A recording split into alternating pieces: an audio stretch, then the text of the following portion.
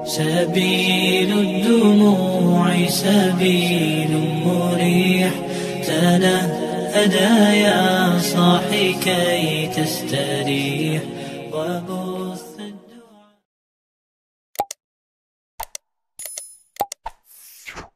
السلام عليكم ورحمة الله وبركاته.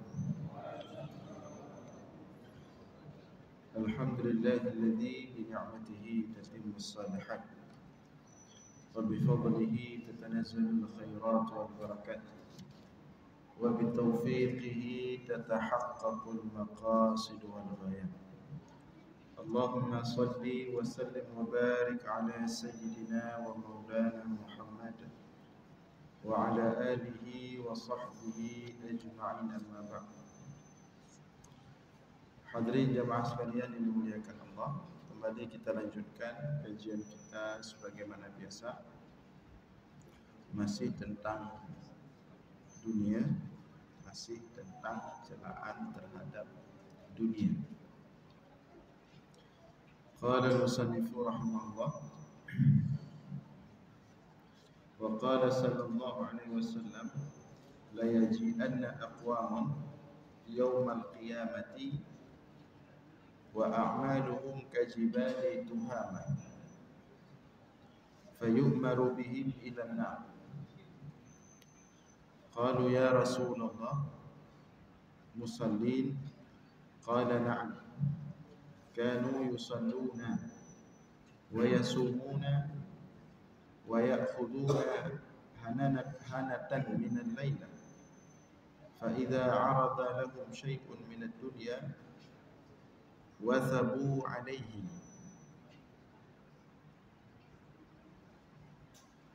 Qala sallallahu alaihi wasallam, Rasulullah bersabda, la yaji'anna aqwaman yawmal qiyamah wa a'maluhum kajibali tuham. Akan datang kaum pada hari kiamat, pada hari akhirat. Akan datang manusia pada hari kiamat, wa a'maluhum kajibali tuham, di mana amalan mereka itu sebesar gunung Tuhamah. Tuhamah ini salah satu gunung yang sangat besar di Arab, sebagai salah satu simbol sesuatu yang besar, yang banyak. Jadi akan datang beberapa manusia di hari akhirat membawa amalan mereka itu sangat banyak sekali, sangat besar sekali, seperti gunung Tuhamah. Fayu'maru bihim ilan nar, tetapi kemudian diperintahkan mereka itu dimasukkan dalam neraka. Qalu, para sahabat bertanya, ya Rasulullah, musallin? Wahai Rasulullah, apakah mereka dulu orang yang salat? Qala, Rasulullah menjawab, na'am, iya.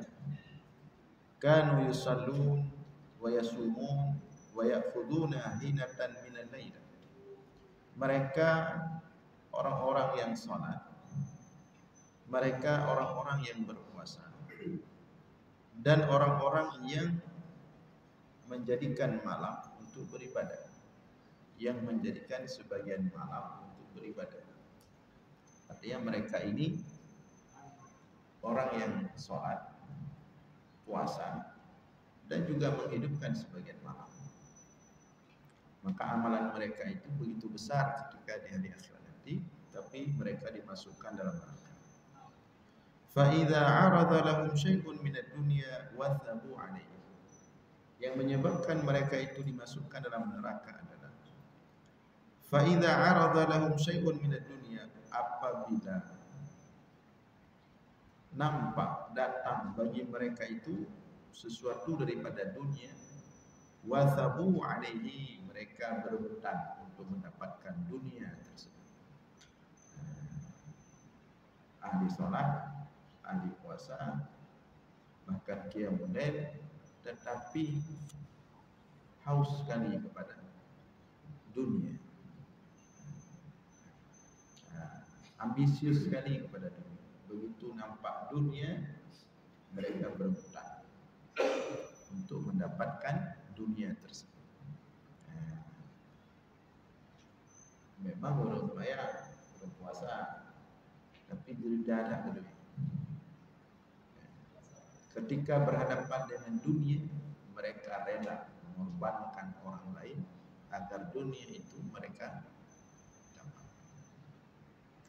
Makanya nilai seseorang hamba yang dunia kecil dalam hatinya itu lebih besar daripada ahli ibadah, tapi dunia besar dalam hatinya.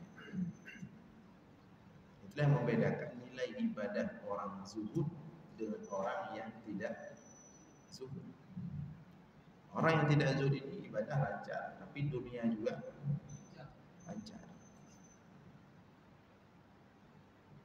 Kecil dunia dalam hati, tapi ibadah biasa-biasa saja, itu lebih tinggi nilainya daripada ibadah banyak, namun dunia dalam hati itu sangat besar.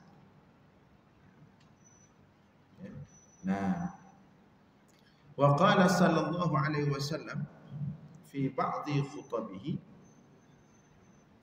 al-mu'minu baina makhafataini baina ajalin qad madha la yadri ma Allahu sani'un fihi wa baina ajalin qad baqiya la yadri ma Allahu qadhin fihi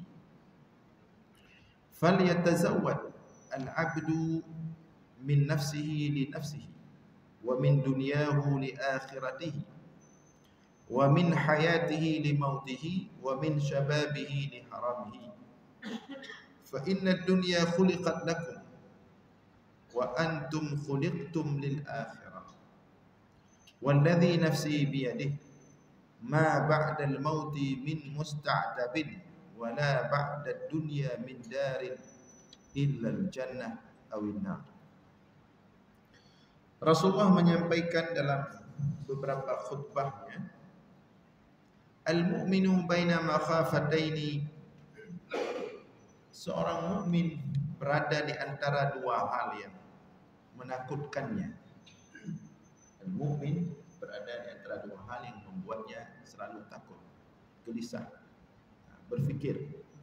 Baina ajalin qad madha la yadri ma Allahu sani'un fihi, berada di antara umur ajal yang telah dia lalui dengan berbagai amalannya yang dia tidak tahu apa yang Allah perbuat dengan amalannya tersebut yang telah dia lakukan, telah lewat, apakah diterima atau tidak. Wa baina ajalin qad baqiya la yadri ma Allahu qadhin fi, dan antara sisa umur yang masih tersisa, sisa umur yang masih ada, dia pun tidak tahu apa yang akan terjadi, apakah akan terus istiqamah atau tidak. Jadi itu kondisi orang mukmin. Seharusnya seperti itu. Amalan yang telah lewat, dia khawatir karena dia tidak tahu apakah diterima oleh Allah atau tidak. Sedangkan umur yang tersisa, dia juga khawatir akankah terus istiqamah di jalan Allah atau tidak. Falyatazawwadil 'abdu min nafsihi li nafsihi, maka oleh karena itu falyatazawwadil 'abdu, hendaklah berbekal, hendaklah senantiasa berbekal seorang hamba, min nafsihi, dari dirinya, li nafsihi, untuk dirinya, wa min dunyahu li akhiratihi, dan berbekal di dunia untuk akhiratnya, wa min hayatihi li mautihi, dan berbekal selama masih ada sisa umur hidup untuk menunggu matinya, wa min syababihi li haramihi, dan dari masa mudanya terus berusaha beramal sebagai persiapan li haramihi, bagi tuanya.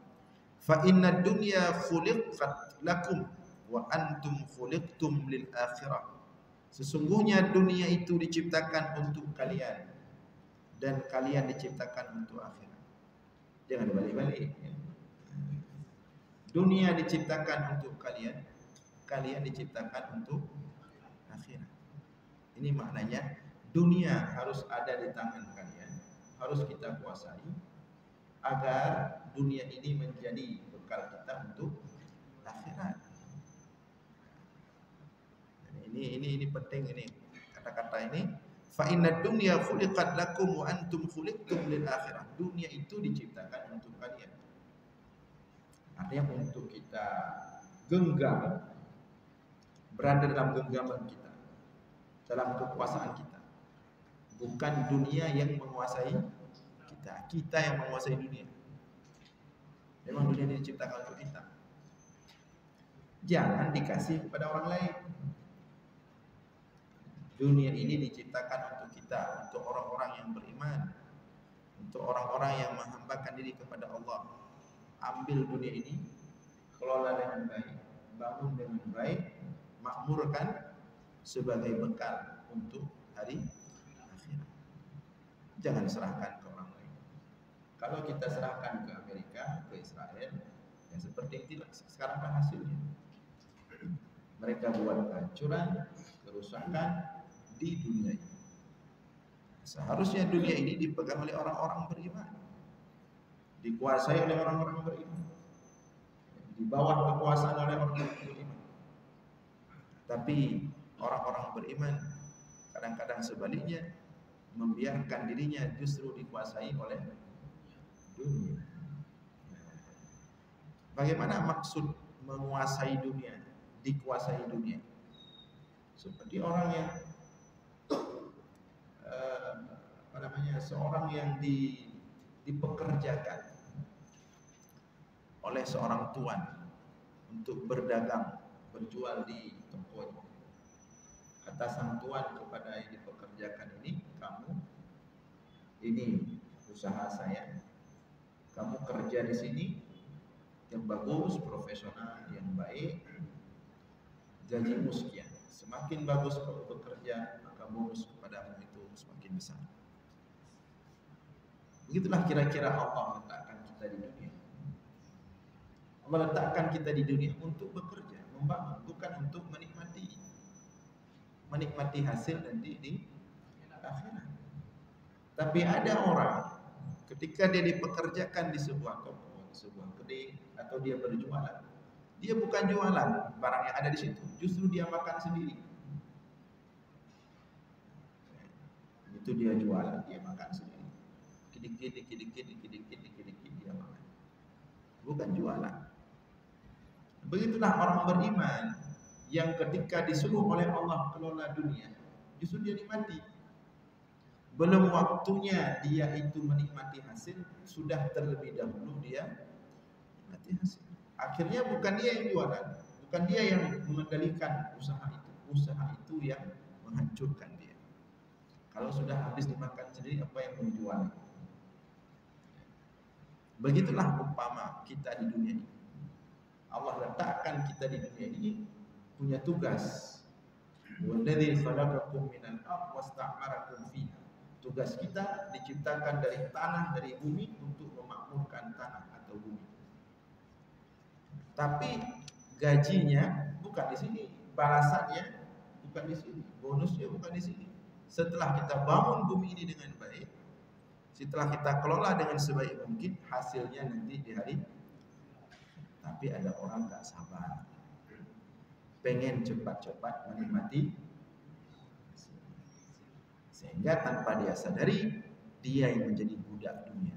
Padahal Allah kasih ke dia dunia itu ke dia sebagai penguasa, tapi dia tidak memahaminya, sehingga dia memposisikan dirinya sebagai budak dunia. Orang-orang yang membanggakan dunia, itulah budak dunia. Orang-orang yang ketika membesarkan dirinya itu dengan dunia, berarti rendah sekali posisi dia. Saking rendahnya dia itu harus dibesarkan, diangkat dengan dunia. Orang beriman seharusnya tidak seperti itu. Orang beriman tidak perlu mengangkat dirinya dengan dunia. Justru dunia itu terangkat dengan adanya orang beriman. Jangan dibalik-balik. Rendah sekali nilai manusia itu lebih tinggi dari dunia. Jangan di bawah dunia. Ketika orang untuk meninggikan diri harus menyebut dunia, berarti itu dia telah membuat dia di bawah dunia. Ada orang yang untuk menghebatkan diri dia harus menyebutkan fasilitas-fasilitas dunianya. Saya punya ini, saya punya itu, saya ini, saya itu, saya jabatan saya ini. Berarti yang dia punya itu lebih tinggi daripada dia. Padahal Allah inginkan dia itu lebih tinggi daripada dunia yang dia miliki. Jangan sampai dunia lebih tinggi dari kita. Maka ketika Allah katakan, Rasulullah katakan dalam hadis, raka'atai subhi, raka'atai fajri khairun minad dunya wa ma fiha. 2 rakaat qabliyah subuh. 2 rakaat qabliyah subuh. Itu lebih tinggi nilainya daripada seluruh dunia. Sebenarnya dunia beserta seluruh isinya. Itu 2 rakaat subuh saja. Sudah kalah dunia. Tapi ada orang lebih membesarkan dunia daripada dirinya sendiri. Karena dunia itu tidak ada apa-apa. Maka orang beriman tidak pantas mengangkat dirinya dengan dunia. Angkat diri itu dengan Allah, bukan dengan dunia, bukan dengan fasilitas dunia. Orang yang mengangkat dirinya dengan dunia berarti dia tidak punya apa-apa, sampai harus mengangkat dirinya itu dengan dunia. Padahal Allah katakan laqad khalaqnal insana fi ahsani taqwim. Allah telah ciptakan manusia itu sebaik-baik penciptaan. Lebih baik manusia daripada dunia. Jadi ada orang yang mengangkat dirinya dengan dunia, kemudian dia nilai orang lain juga dengan dunia. Jahat sekali orang seperti itu.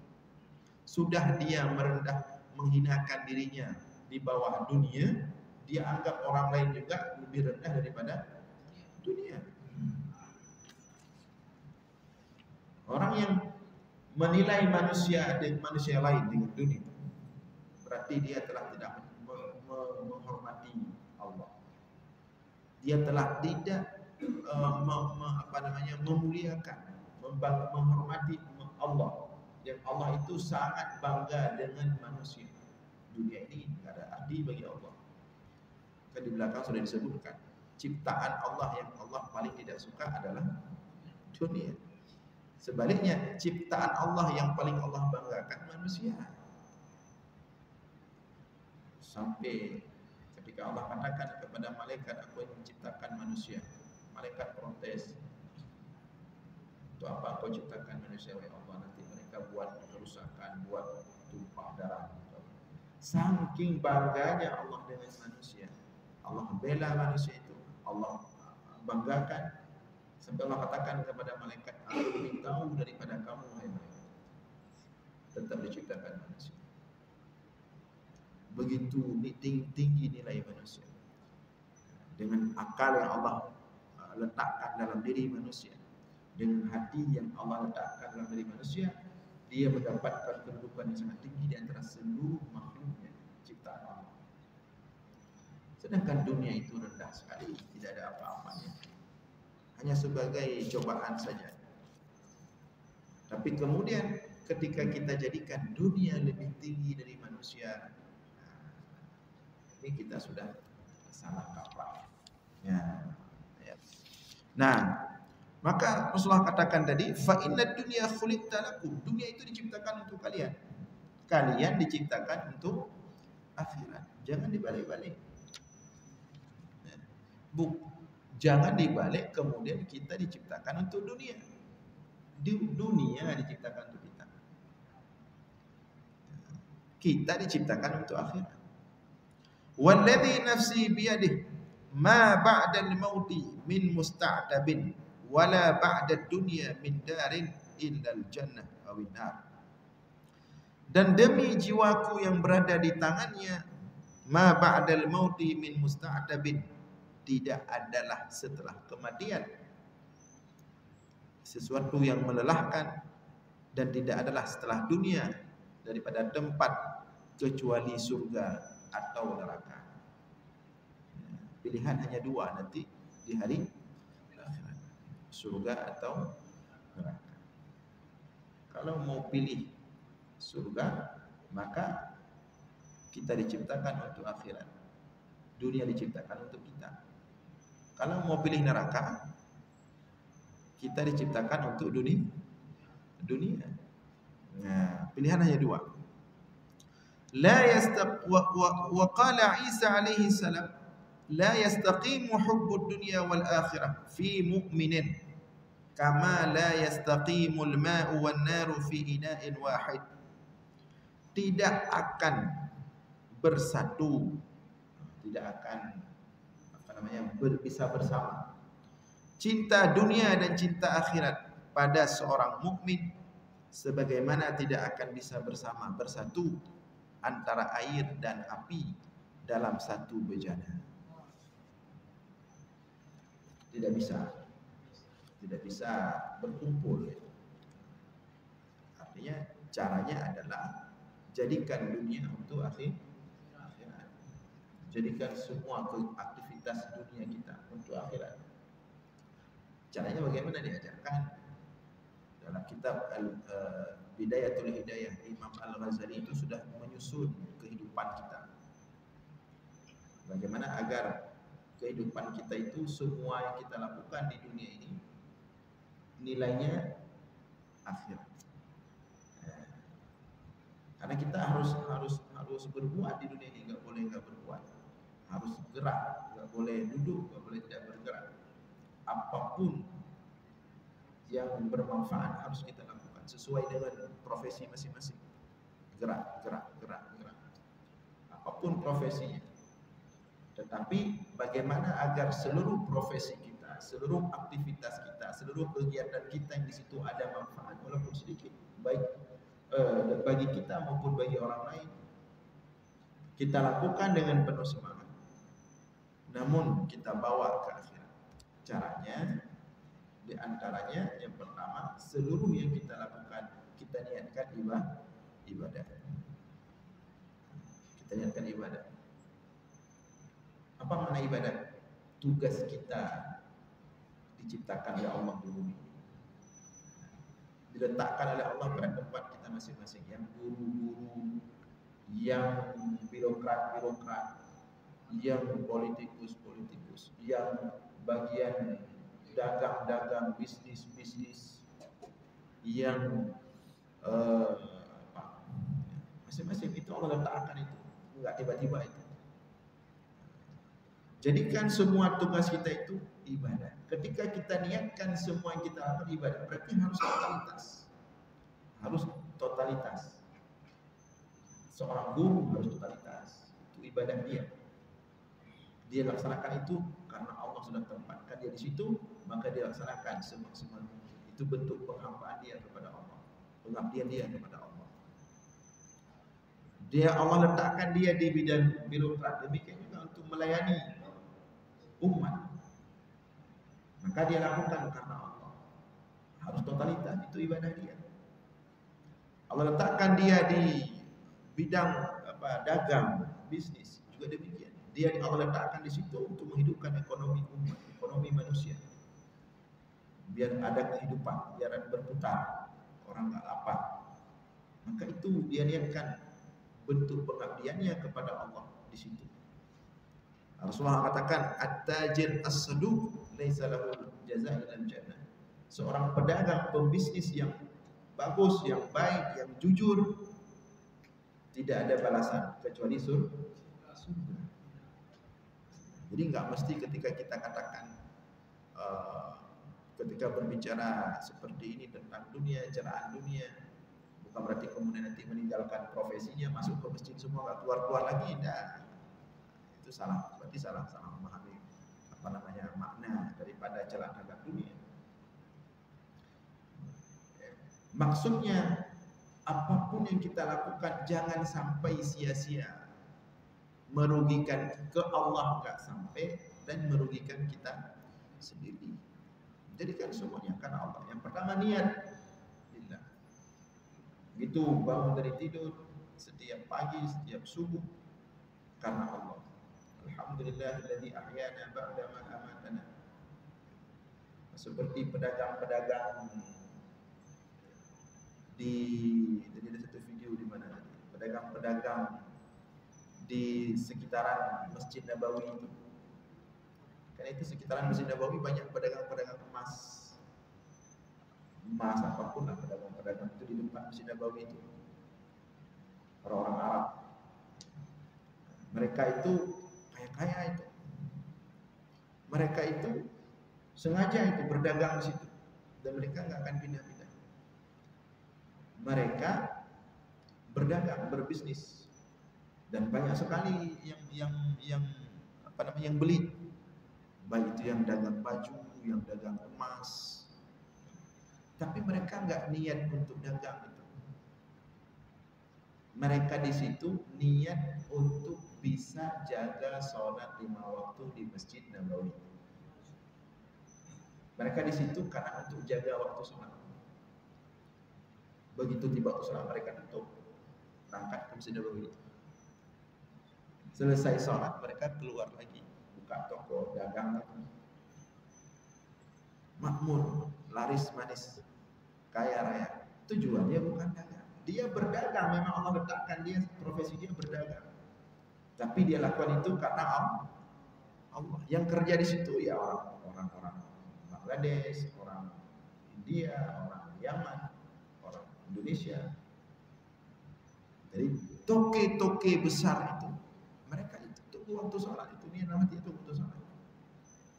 Maka mereka tidak ada susah begitu azan langsung tutup. Kalau niat mereka itu sholat. Di kita nggak mudah itu, kita suruh orang begitu azan langsung tutup itu. Langsung 1.000 satu nesu ribu.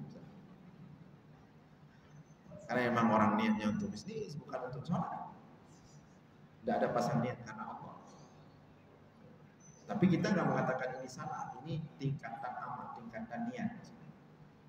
Mereka nggak salah selama sholat terjaga, walaupun tidak di tepat waktu, nggak di awal waktu.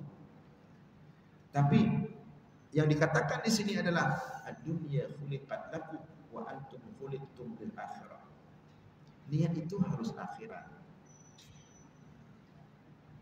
Nah, apapun yang kita lakukan di dunia, kita niatkan sebagai ibadah. Ketika kita niatkan sebagai ibadah, seharusnya lebih totalitas. Pegawai negeri juga demikian. Ketika dia bertugas meniatkan itu sebagai ibadah, dia harus profesional, harus tepat waktu, harus disiplin. Ibadah kan nggak boleh main-main. Harus maksimal dalam bekerja sesuai dengan tupoksi. Nggak boleh masuk jam 9, jam 10 kabar ada lebih. Kemudian kalau ada orang semangat sekali di kantor kerja, ada yang ngomong di sampingnya, nggak usah terlalu kejar dunia, kita ngopi-ngopi, santai dulu. Berarti dia salah memahami konsep hidup. Islam itu menginginkan bukan hanya di masjid kita beribadah untuk akhirat, seluruh hidup kita bawa menjadi ibadah akhirat. Berarti kalau kita menganggap apa yang kita kerjakan di dunia, di kantor itu bukan ibadah, kan rugi sekali itu. Berarti kalau kita anggap itu ibadah, dari pagi sampai jam 5 sore kita telah buang-buang waktu sepanjang hidup kita berapa puluh tahun itu. Kan rugi sekali. Tidak ada arti apa-apa, rugi, wazir. Sesuatu yang dilakukan tidak ada di dalamnya nilai manfaat untuk akhirat, semuanya itu rugi. Jadi jangan salah-salah konsep. Jangan sampai ada dari mulut orang beriman, nyo kena ya kubur dunia ada dia. Apa maksudnya hanya kubur dunia ada dia? Tidak ada, harus ibadah semua. Mau ngopi pun ibadah. Biar untuk apa ngopi? Biar semangat. Biar stres. Karena kalau stres itu mempengaruhi semangat ibadah, kurang semangat. Tapi coba kalau pikir kepala icas. Karena Mana baru siap ngopi di Ayam Gading, cas. Kan semangat ke masjidnya untuk beribadah, semangat. Coba kalau niatnya ibadah, semua harus ibadah. Itu makna ad-dunya khuliqat lakum. Tapi kalau di dunia kita tidak niat ibadah, berarti kita menjadi budak dunia. Ketika kita niat ibadah dunia itu, disitulah kita tidak bisa dijadikan dunia sebagai budaknya. Karena kita kerja di dunia ini bukan untuk dia, tapi untuk Allah. Itu cara pertama, niatnya. Kemudian kata Imam Al-Ghazali dalam kitab Bidayatul Hidayah, di antaranya adalah agar semua kegiatan aktivitas kita bernilai akhirat. Setiap yang kita lakukan, mulailah dengan bismillah sebagai tanda kita melakukannya karena Allah. Kita mulai dengan nama Allah. Yang bisnis, yang buka toko, begitu buka toko, bismillahirrahmanirrahim.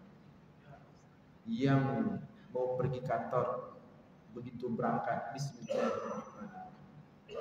Kita mulai dengan nama Allah. Maka semua bernilai ibadah. Minum, bismillah. Makan, bismillah. Semuanya kita lakukan atas nama Allah, karena Allah. Kemudian yang ketiga, di situ disebutkan hendaklah dalam setiap kita melakukan aktivitas kita, kita iringi dengan banyak-banyak berzikir kepada Allah. Dengan demikian kita selamat daripada dunia yang dilaknat. Ad-dunya mal'unah. Dunia itu terlaknat. Apa dunia terlaknat? Dunia yang dinikmati bukan karena Allah. Dunia yang dilakukan, yang dikerjakan bukan karena Allah. Itulah yang dimaksud dalam hadis dunia itu terlaknat. Nah, dengan kita niat tadi karena Allah, dengan kita melakukannya, membaca nama Allah, bismillah, dan kita melakukannya di samping juga berzikir, menyebut-nyebut nama Allah, maka terselamatlah kita dari ucapan Rasulullah, ad-dunya mal'unah, dunia itu terlaknat, illa ma kana fiha dzikrullah, kecuali sesuatu yang dilakukan yang di dalamnya ada disebut nama Allah. Maka itulah makna tazawwad tadi, bekal untuk akhir. Sehingga kita pun semangat melakukannya. Karena target kita besar akhirat. Bukan hanya target kita masa depan di dunia. Masa depan di dunia, sejauh mana masa depan di dunia? Nggak ada masa depan di dunia ini. Apa maksudnya masa depan dunia? Kapan baru dikatakan masa depan dunia? Setelah kita umur 50 tahun. 55 udah meninggal, 5 tahun masa depannya. Masa depan dunia berapa lama? Ketika orang mengatakan kamu harus kerja agar masa depanmu itu cerah, umur berapa mulai dikatakan kita sudah masuk masa depan? Dan sampai umur berapa? Kalau masa depan kita misalnya yang dimaksudkan dengan masa depan itulah kehidupan setelah pensiun, kemudian banyak orang setelah pensiun paling lama bertahan 10 tahun, tapi bukan berarti memfonis orang enggak. Maksudnya ya, kalau itu ini dimaksudkan oleh masa depan, berarti sayang sekali capek 50-60 tahun kerja banting tulang hanya untuk menikmati masa depan 5 tahun sebelum. Singkat sekali kalau itu maksud masa depan. Capek sekali kita udah dari SD, sekolah, SMP, SMA, sekedar berjuang habis-habisan, belum lagi berebutan pekerjaan. Capek kuliah, ijazah nggak diterima. Mubazir sekali kalau hanya untuk menikmati masa depan yang dimaksudkannya itu setelah pensiun. Maka Islam memberikan masa depan yang lebih panjang, tidak singkat. Jadi orang walaupun capek, walaupun lelah, walaupun berdarah-darah dia berjuang, mengisi kehidupannya dengan berbagai kemanfaatan dan karya. Dia betul-betul menikmati hasil, kekal hasilnya pada batas.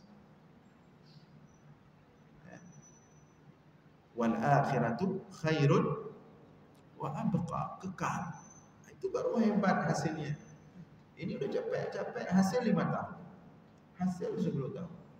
Islam memberikan hasil yang kekal. Jadi kita semangat. Sedikit pun amalan kita, hasilnya akan kita nikmati kekal sama. Nah, jadi orang semangat beramal. Cuman ya kadang-kadang faktanya tetap gak semangat juga. Itu baru betul-betul masa depan. Bal tu'thirunal hayatad dunya wal akhiratu khairu wa abqa. Tetapi kata Allah dalam surah Al-A'la, sayang sekali kalian terlalu menghabis-habiskan sesuatu itu hanya membangun akhirat, dunia. Padahal singkat sekali. Wal akhiratu khairu wa abqa. Padahal akhirat itu lebih baik dan lebih kekal. Tidak ada batas waktu. Maka ketika sesuatu kita niatkan untuk akhirat, kita lebih semangat. Karena kita akan menikmatinya itu selama-lamanya, bukan hanya sebentar. Kalau di dunia sebentar.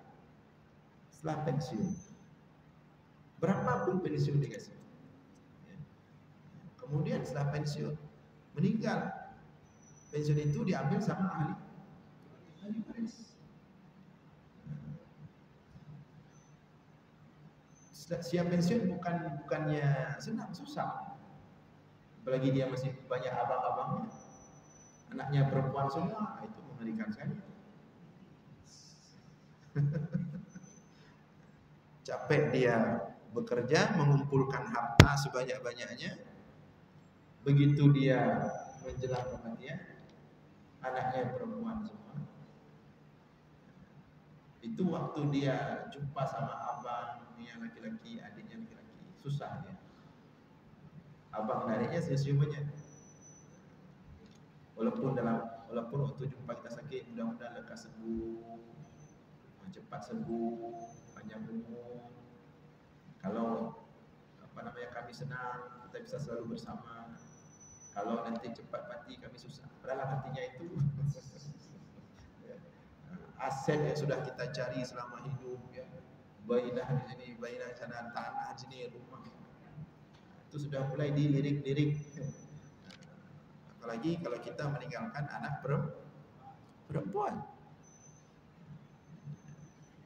Jadi kalau kita hanya menargetkan masa depan dunia itu sangat-sangat singkat sekali.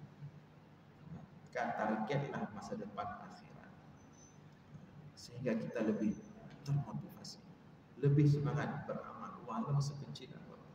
La tahqiranna minal ma'rufi syai'an. Jangan kalian remehkan sekecil apapun kebaikan. Jadi maksud daripada ucapan Isa alaihissalam, la yastaqimu hubbud dunya wal akhirah fi mu'minin kama la yastaqimul ma' wan naru fi ina'in wahid. Tidak akan berkumpul cinta dunia dan cinta akhirat bersamaan pada seorang mukmin sebagaimana tidak akan berkumpul air dan api dalam satu wadah, dalam satu bejana pada waktu yang sama. Jadi kalau mesti ada dua-dua nggak bisa. Tapi harus hanya akhirat. Jadikan dunia ini untuk akhirat. Jadi nggak ada istilah tadi seperti kita katakan tadi, ini saya malam ini mau menikmati dunia sebentar. Ini kita dunia sebentar. Tidak ada. Semua untuk akhirat. Wa ruwiya anna Jibril alaihi salam qala li Nuh alaihi salam, ya atwal al-anbiya umran kaifa wajadta ad-dunya, faqala kadarin laha babani wa dakhaltu min ahadihima wa kharajtu min al-akhari. Jibril alaihi salam berkata kepada Nuh, Nabi Nuh, kata Jibril, ya atwal al-anbiya umran kaifa wajadta ad-dunya, wahai nabi yang paling panjang umurnya. Nuh ini umurnya 1400 tahun sekian, ya. Dalam kitab Al-Bidayah wa Nihayah disebutkan umur Nabi Nuh itu 1400 sekian. Bahkan lebih, ya. 1300, 400 atau lebih.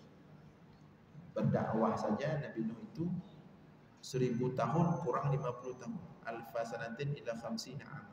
950 tahun berdakwah. Umurnya 1400 tahun. Sepertinya bosan sekali hidup, lama sekali. Setingkat kita yang 50-60 sudah mulai terasa bosan dengan dunia ini. Bagi Nabi Nuh alaihissalam 1400 tahun. Tapi kalau ahli dunia makin panjang umur makin suka ya. Karena surganya di dunia. Orang-orang beriman surganya di akhirat. Ditanya sama malaikat Jibril, wahai Nabi yang paling panjang umur, kaifa wajadta dunia? Bagaimana engkau menemukan dunia ini? Artinya setelah 1400 tahun Nuh hidup di dunia ini, ditanyakan oleh Jibril, apa kesimpulanmu untuk dunia? Setelah merasakan berbagai macam kehidupan dunia yang berat, tidak mudah, ditanya sama Jibril, apa yang engkau dapatkan pelajaran daripada dunia? Kesimpulan dunia ini apa? 1400 tahun lebih Nuh menjalankan kehidupan dunia, kesimpulannya adalah faqala, kata Nuh, kadarin laha babani dakhaltu min ahadihima wa kharajtu min al-akhari. Dunia ini kadarin seperti sebuah rumah, laha babani yang memiliki 2 pintu. Aku masuk dari salah satu pintu itu, kemudian aku keluar dari pintu yang lain. Itulah dunia. Artinya di dalamnya kosong, tidak ada apa-apa. Masuk, lahir, hidup, kemudian berangkat keluar, kosong, tidak apa-apa dunia. Yang ada nilainya adalah ketika kita niatkan sesuatu itu dilakukan karena Allah. Kalau tidak ada lain kosong. Seperti tadi yang orang tadi meniat kerja itu untuk dunia bukan akhirat. Maka dari pagi dia capek-capek jam 8 pagi tekan apa itu namanya itu fingerprint. Nanti keluar jam 5 sore tekan lagi, tidak ada arti apa-apa. Kalau dia tidak meniat itu untuk akhir, kan sayang, rugi ya. Nah, wa qala nabiyuna sallallahu alaihi wasallam, dan berkata Nabi kita Nabi Muhammad sallallahu alaihi wasallam, ihdharud dunya fa innaha asharu min Harut wa Marut. Berhati-hatilah dengan dunia, karena sesungguhnya dunia ini lebih menyihir daripada Harut dan Marut. Kan kisah dulu sihir yang paling besar terjadi pada masa Sulaiman itu, sihir yang dibawa oleh Harut dan Marut. Banyak sekali orang yang kemudian kufur kepada Allah dengan sihir yang dibawa oleh Harut dan Marut. Tapi dunia lebih menyihir daripada sihirnya Harut dan Marut. Bagaimana ngeri sihirnya dunia ini? Orang alim bisa jatuh dalam lembah kehinaan kalau dia tidak berhati-hati dengan. Kita lihat bahkan sampai hari ini, sampai hari kiamat, ngeri dunia ini. Dia membuat perangkap bahkan untuk orang alim, untuk orang saleh. Kalau tidak hati-hati habis. Seperti Syekh Basisah dalam tafsir Ibnu Katsir, itu sudah sampai tingkat wali, itu sudah bisa terbang. Sudah bisa angkat badan. Tapi bukan angkat badan kayak di video-video biksu-biksu itu, duduk di atas besi, besinya ditutup, nampak seolah-olah melayang. Ini betul-betul Syekh Basisah, kisahnya panjang, sudah bisa terbang, diberikan karamah, kemuliaan, ahli ibadah. Tapi Allah menghendaki dunia menghancurkannya. Seperti tadi, orang ahli salat, ahli puasa, ahli qiyamul lail, tapi begitu nampak uang, biasanya hancur manusia itu di uang ini. Maka lebih aman tidak ada proses-proses proposal daripada ada proses-proses proposal. pendidikan itu dulu lebih murni, lebih bersih, lebih ikhlas, ya. Guru-gurunya itu lebih bersahaja, murid-muridnya lebih patuh sebelum masuk era proposal. Tapi begitu masuk era proposal, nah, itulah yang dimasukkan oleh Rasulullah. Ihdaru, hati-hati. Kalau sudah bermain, dia bisa menghancurkan siapapun. Dia lebih menyihir daripada sihirnya Harut dan Marut. InsyaAllah kita lanjutkan malam Sabtu depan. Mudah-mudahan ada manfaat. Aqulu qawli hadza wa astaghfirullah li wa lakum. Wassalamualaikum warahmatullahi wabarakatuh.